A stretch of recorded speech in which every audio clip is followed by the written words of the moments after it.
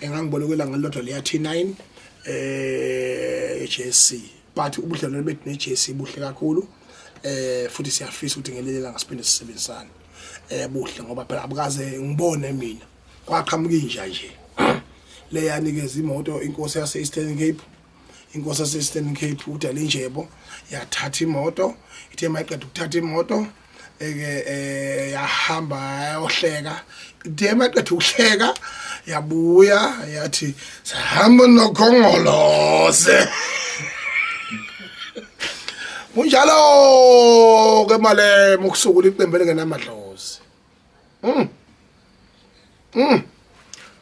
anamadlozi phela iqembu